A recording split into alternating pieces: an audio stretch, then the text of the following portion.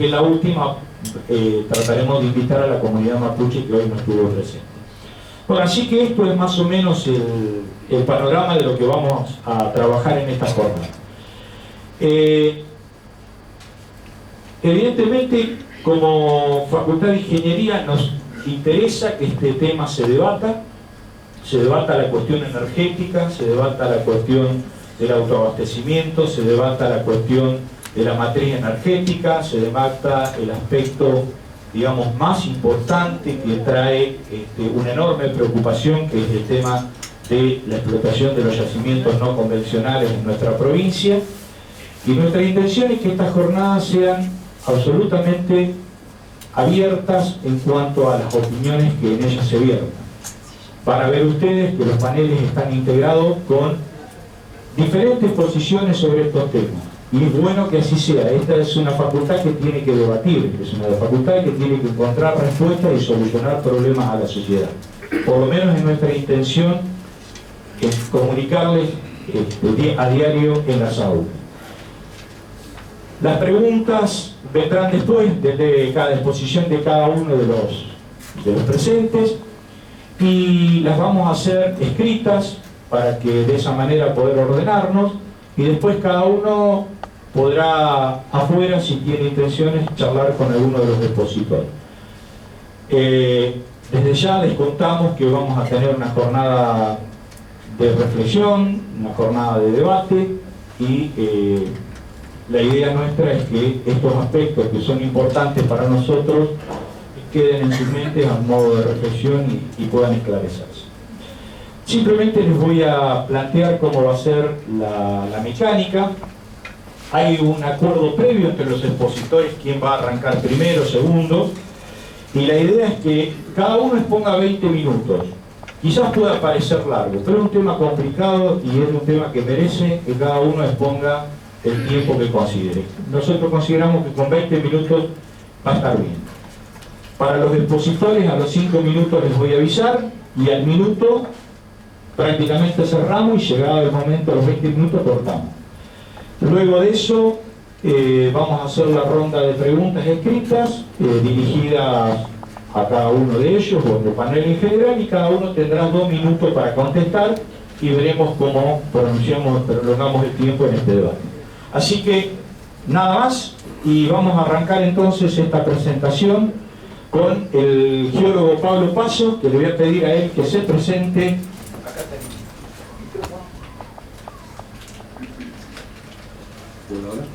¿Se escucha? Bueno, Pablo, presentate vos. Bueno, hola, buenas tardes, gracias por la invitación.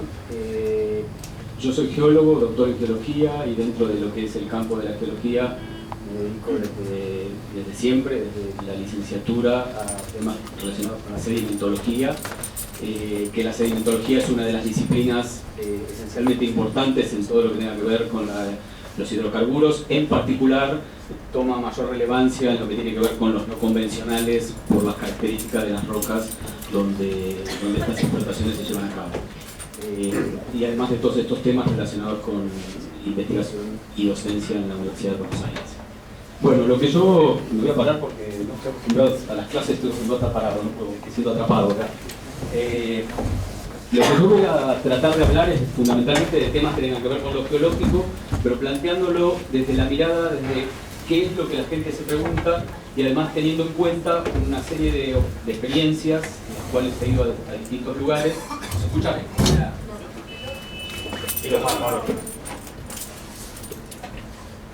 Donde he ido a algunos lugares, y en esos lugares han surgido algunas preguntas, algunas inquietudes, y se han establecido alguna serie de afirmaciones que me interesa que, por lo menos desde una mirada más que tiene que ver con lo geológico, queden planteadas. Algunos de los temas que yo voy a tocar muy por arriba, después otros de los panelistas los van a desarrollar en detalle y van a ser temas exclusivamente de su expertise. Bueno, en primer lugar, uno se puede preguntar desde el punto de vista, como sé que no hay gran cantidad de geólogos, la mayoría son ingenieros y vienen de otras disciplinas, es la palabra entre lo convencional y lo no convencional, que sería una de las primeras cuestiones. Segundo, ¿por qué está tan nombrado Vaca Muerta? ¿Por qué Vaca Muerta en particular y en otras unidades? Después, ¿qué es la fractura hidráulica o fracking? Yo prefiero usar fractura hidráulica porque tenemos muy buenas palabras en castellano para usar esa terminología. Después, ¿qué relación hay entre esta técnica y la afectación de los acuíferos? ¿Qué se inyecta y qué sale de un pozo? ¿Existe sismicidad que ponga en peligro a la comunidad? ¿Estamos como país en condiciones de rechazar la explotación del recurso? Esto no quiere decir que el desarrollo va a ser ordenado en este sentido, sino que se supone que en esta exposición van a haber una serie de respuestas a algunos de todos estos interrogantes y algunos van a ser desarrollados por los otros participantes. Bueno, lo primero que tenemos que saber es que el petróleo es el producto de la maduración térmica de la materia orgánica, no de cualquier materia orgánica, no me voy a meter en ese tema, pero en particular hay algunos tipos de materia orgánica que son muy buenas, que es lo que nosotros llamamos quelógenos de tipo 1 y de tipo 2, de los cuales Vaca Muerta se caracteriza por tener un quelógeno de tipo 2 que es de muy buena calidad en la producción de hidrocarburos, además de tener un alto contenido primario de materia orgánica. Lo que nosotros podemos hacer es ver cómo se transforma la materia orgánica en quelógeno, luego en petróleo, y a través de una serie de indicadores que se conocen como biomarcadores, en algunos casos uno puede agarrar y puede llegar a conocer, a partir del petróleo, cuáles eran las características de la roca madre. Este sería el circuito que se podría cerrar. Con el gas la situación es muchísimo más compleja, no siempre se puede. ¿Sabes? Sí, por favor. Bueno, este es un gráfico que muestra, por lo menos para el 2011, cuál era la proyección que hay para la provincia de Neuquén, el cambio en lo que tiene que ver con el decrecimiento de la producción de energía, si entraran algunos tipos de yacimientos no convencionales a jugar un rol importante. ¿Y por qué digo algunos tipos? Porque la gente está asociando pura y exclusivamente el tema Vaca Muerta como que es el único tipo de yacimiento no convencional. Existen otros que tienen otras técnicas que no cumplen con una serie de condiciones, de las cuales vamos a ver, y que en particular no son discutidos en este caso porque entiendo que el tema fundamental y que preocupa a todo el mundo es el tema de la explotación de la formación Vaca Muerta. ¿Sí? Bueno, estas son las unidades que tienen potencial como recursos no convencionales en la República Argentina. Ahí podemos ver Vaca Muerta, Los Molles, Agrio, todas en la provincia de Neuquén, los tres primeros lugares, y vuelven a tener el precuyo en la provincia de Neuquén. Se dan los contenidos de materia orgánica, de TOC en general, no está ahí especificado el tipo de materia orgánica, pero de cualquier manera ustedes acá en la provincia de Neuquén tienen 4 unidades que tienen potencial como recursos hidrocarburíferos no convencionales. La que sigue. Bueno, una de las primeras cosas que hay que pensar para los que son geólogos que lo tienen más claros es que los hidrocarburos migran a distintas velocidades. El petróleo lo hace a una velocidad mucho menor que el gas lo hace a velocidades digamos, enormes y además se desplaza centenas de kilómetros. Y esta imagen tiene que quedar clara porque muchas de las cosas que se dicen tienen que ver con que el hidrocarburo solamente se podría movilizar por la acción inadecuada de las explotaciones o lo que hace el ser humano. La que sigue. Bueno, yo me he transformado en todo esto, en corrupto, cipayo y asesino. Después de las experiencias de haber ido de Paenza, que en realidad fue un muy buen trato, he ido a otros lugares y recibo epítetos de todos lados, pero fundamentalmente hay 3 que son estos. En primer lugar, soy corrupto, porque si yo estoy acá seguramente a mí me está pagando una petrolera, me están dando plata, me estoy llenando de dinero y seguramente me voy a terminar en algún paraíso fiscal como las Seychelles. En segundo, soy cipayo, porque además apoyo acuerdos con empresas extranjeras, así que ese es un segundo mote. El tercero, asesino, porque además atento contra el medio ambiente, y el medio ambiente no hay que tocarlo, hay que dejarlo como está, y cualquier cosa que yo diga en este sentido me convierte en el malo de la película. Así que piensen que están ante una realmente mala persona que se está hablando. ¿La que sigue? Bueno, ¿qué diferencia los convencionales de los no convencionales? Esencialmente que hay un concepto, que es el concepto de sistema petrolero, donde se tienen que cumplir una serie de condiciones que son características para cualquier explotación convencional. En los no convencionales, alguno de todos estos elementos puede faltar y en algunos casos directamente no hay maduración térmica de la materia orgánica. Es decir, cuando falta alguno de estos elementos, directamente puedo no tener un yacimiento de tipo convencional y por eso está la no convencionalidad. En el caso de Vaca Muerta es un caso particular, pero no el único. ¿La que sigue, por favor? Bueno, la génesis de los hidrocarburos convencionales y no convencionales, muchos de los no convencionales se generan igualmente que los convencionales. El problema es dónde están alojados. Hay otros que directamente, como les decía, tienen una génesis completamente distinta y hay que mirarlos de otra manera, y las técnicas de explotación son completamente distintas, como por ejemplo, busquen lo que son los hidratos de gas o hidratos de metano y van a ver que no tienen nada que ver con lo que estamos hablando acá. En general hablamos de no convencional porque se encuentran en rocas atípicas. ¿Cuáles son esas rocas atípicas? Que en general se encuentran en la propia roca que produce el hidrocarburo. Y el hidrocarburo habitualmente se genera en un lugar, migra y se acumula en otro lugar o reservorio. En este caso, lo que nosotros hacemos con Vaca Muerta es mirar la roca que lo genera y prestarle atención a la roca generadora. El hidrocarburo está contenido o alojado en la roca generadora. Esta es la cuestión atípica que hace a este tipo de no convencional. ¿La que sigue? Bueno, entonces esta sería, digamos, la síntesis por maduración térmica. Esa materia orgánica en la roca madre madura, genera querógeno, cambios de volumen, se expulsa un determinado volumen. Queda claro que si se expulsara todo el hidrocarburo de la roca madre, no quedaría más en la roca madre, por lo tanto no hablaríamos de hidrocarburos en Vaca Muerta. Eso queda claro que hay algo que quedó ahí y va a parar a un reservorio y es contenido por un sello. Y si no es contenido por un sello, llega a la superficie y lo podemos tener como venas de asfaltita, manaderos, etcétera, sin que intervenga en absoluto el ser humano. ¿A que sigue? Bueno, estos son otros de los tipos de yacimientos no convencionales, los que están en Canadá, como son las areniscas empetroladas, digamos que traen serios problemas en cuanto a su explotación. Se parecen mucho más a la minería tradicional que lo que tiene que ver con la explotación de hidrocarburos. ¿La que sigue? Así es una roca típica como Vaca Muerta, que es lo que nosotros llamamos pelitas. Son rocas muy finas, arcillosas en general, tienen una muy baja permeabilidad, no se parecen en absoluto a los yacimientos convencionales en este tipo de características, y uno tiene que inducir la existencia de permeabilidad, es decir, que los poros estén interconectados para extraer el fluido, porque naturalmente eso no sucede. Intervienen una serie de factores en los cuales la mineralogía de la roca es importante para todo lo que tenga que ver con el diseño de fracturamiento. Es decir, no da lo mismo si la formación Vaca Muerta tuviera una composición mineralógica variable en distintos lugares de la provincia, como realmente eso ocurre en algunos lugares. ¿La que sigue? Bueno, yo trato de hacer una analogía de qué es lo que sucede cuando a ustedes se les tapa el mate. Cuando a ustedes se les tapa el mate, difícilmente levanten la bombilla. Lo que habitualmente hacen es mover para los costados, y lo que están haciendo es induciendo fracturamiento y están haciendo que se generen canales donde puedan migrar el agua para tomar ese mate.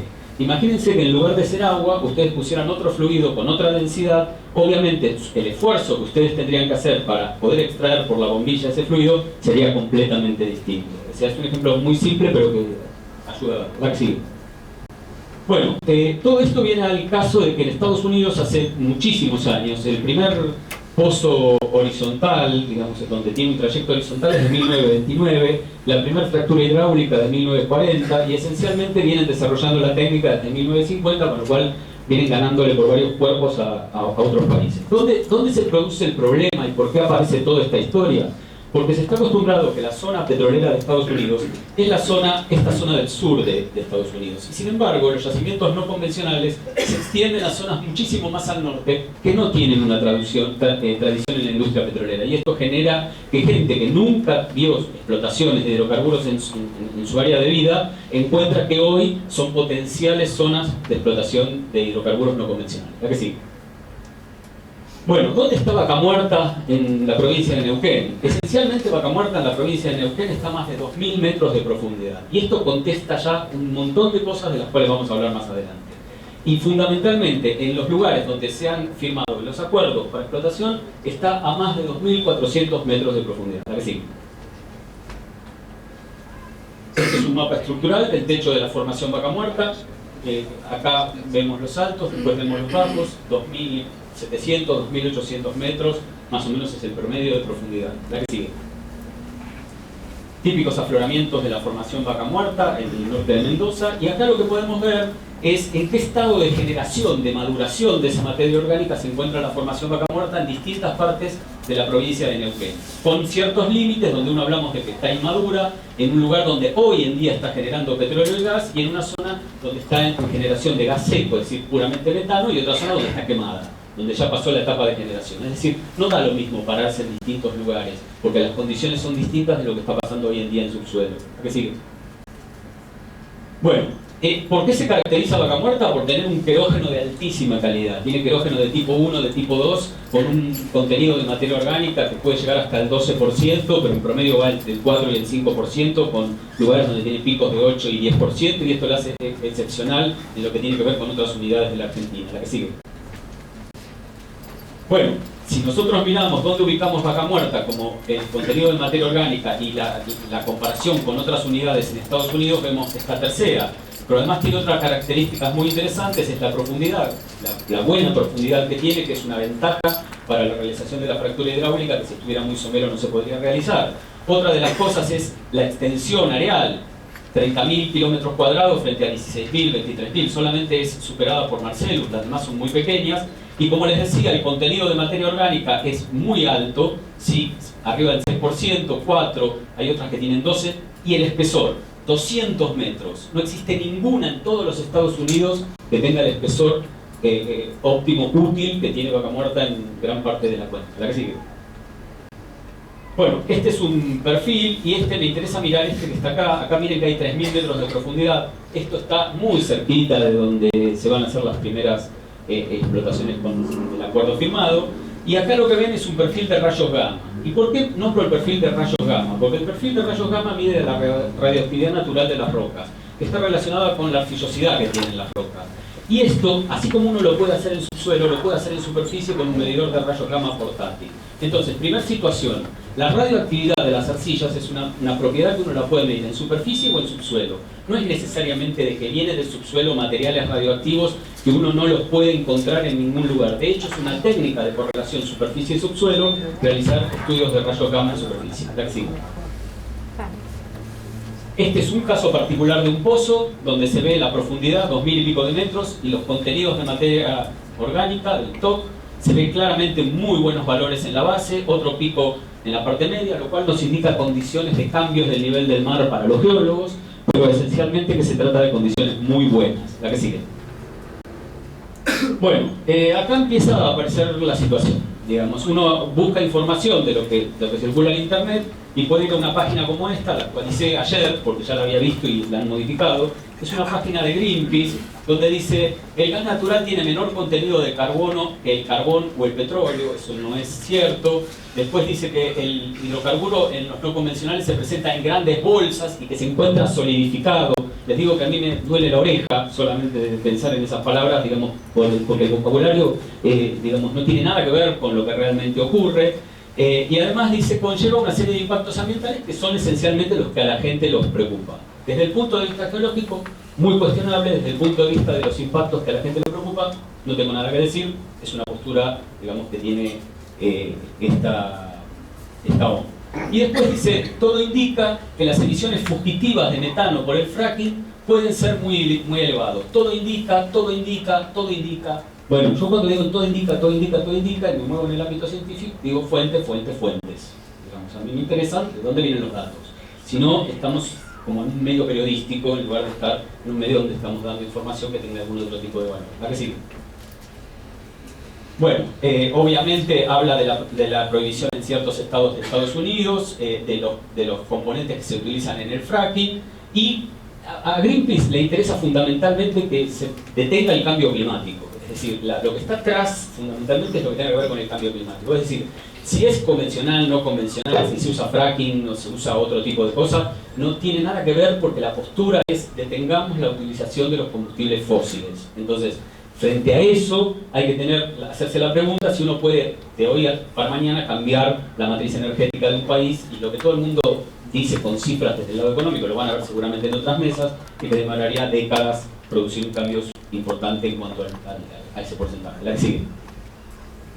Bueno, otra de las cosas, esto es de la revista Clarín y La Nación del 29 de mayo del año pasado, que si yo no le pongo la escala, ustedes parece que están haciendo una perforación que van al lado del acuífero.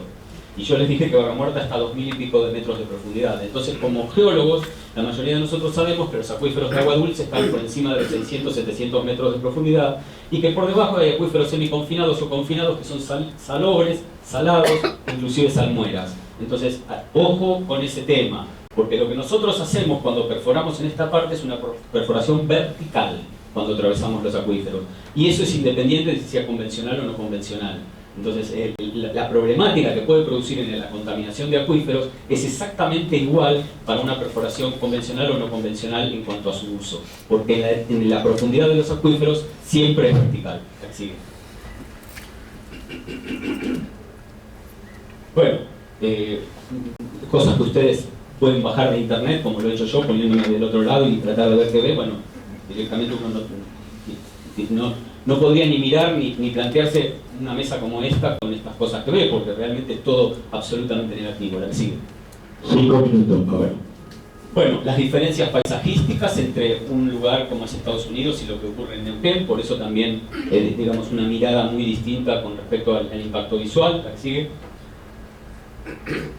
¿Quiénes son los países productores de convencionales? La que sigue. ¿Quiénes son los países que tienen las reservas de no convencionales más grandes? Estados Unidos, China y Argentina, con una ventaja enorme nosotros, que tenemos poca población, no tenemos miles de millones de chinos, con lo cual la cantidad de recursos es realmente mucho más grande. La que sigue. Bueno, el tema de por qué se hace perforación horizontal es para optimizar cada pozo y no tener que realizar un pozo al lado del otro, o sea, es una cuestión desde el punto de vista técnico además. La que sigue.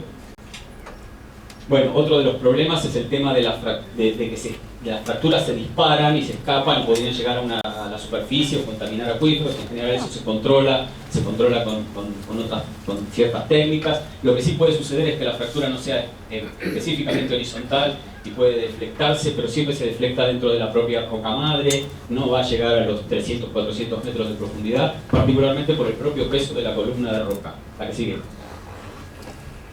Bueno, el tema del leaking o la pérdida por las tuberías y los caños, si sabemos que cuando atravesamos los acuíferos, me da igual de que sea convencional o no convencional, los cuidados que tengo que tener son cuidados exactamente iguales para el convencional que para el no convencional a esa profundidad. ¿La que sigue?